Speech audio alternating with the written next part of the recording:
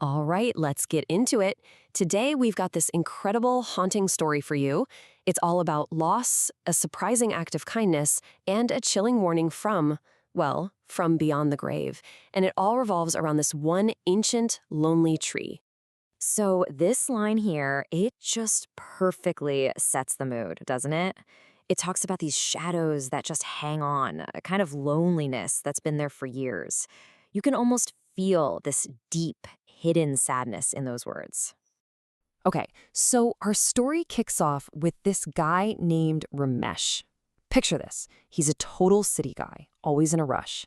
It's late at night, he's on this empty, kind of spooky road, and he pulls over at this little roadside stall. And that's where he gets this weird, cryptic warning. A warning that, of course, he just brushes right off. And right away, you can see the central conflict here.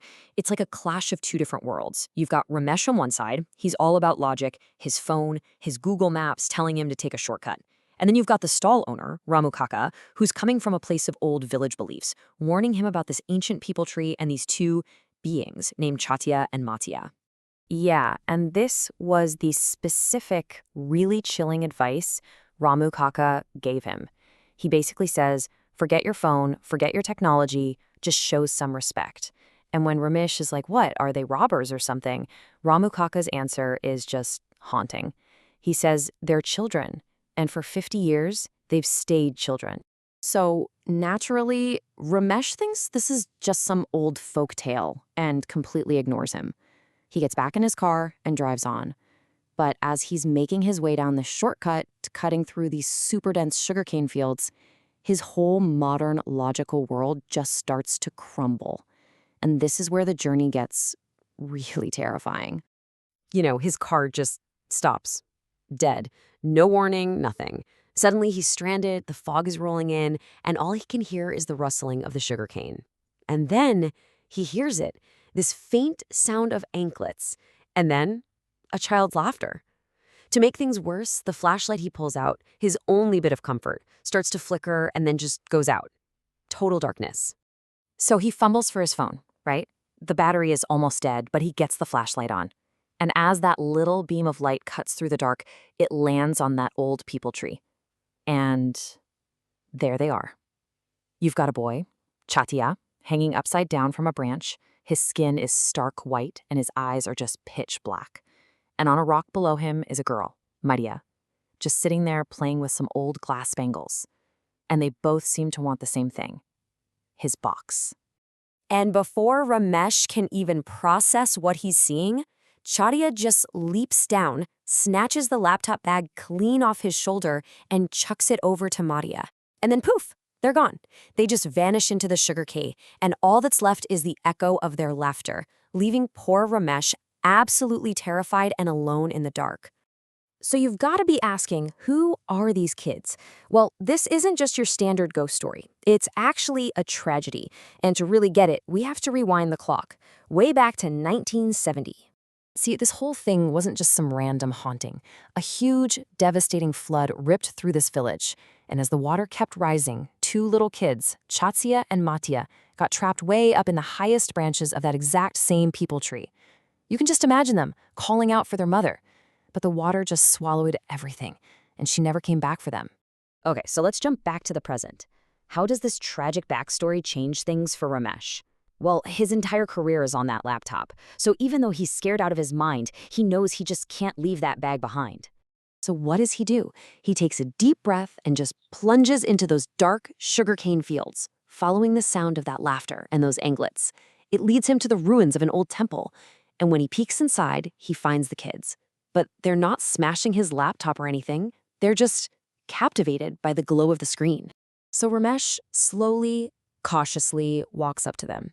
And in this really heartbreaking moment of honesty, they tell him they're not trying to be mean or scary. They're just waiting. And when he asks who they're waiting for, their answer is just gut-wrenching. Mother. She told us she'd come back when the water was gone. But she never did. And this is where a simple act of kindness just changes everything. Ramesh offers them a biscuit from his pocket. And as they take a bite and taste that little bit of sweetness, something amazing happens. A little bit of their old humanity flickers back to life. Chatia's scary black eyes soften into a normal brown, and Matia's pale skin gets this faint, warm glow. Just for a second, they're not ghosts. They're just two hungry kids. So they actually spend a little time together. Can you believe it?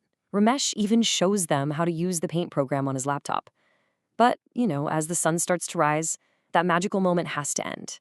And before they go, the children have one last and very, very important message for him. You can see their ghostly appearances starting to come back, and they gently put his things back in his beat-up bag and hand it over. But just before they completely disappear, Chachia looks at him and gives him this very serious warning. Don't take the straight path ahead. Ramesh is confused, right? He asks them why. And their answer, especially when you know their story, is absolutely chilling. The river bridge is broken, they say. The water is very deep and very cold. And before he can ask another question, they just dissolve into this beautiful golden dust as the sun comes up. So there's Ramesh, all alone in these ruins, just trying to wrap his head around what just happened. He gathers his stuff, makes his way back to the road, and that's when the real reason for this whole terrifying night becomes crystal clear.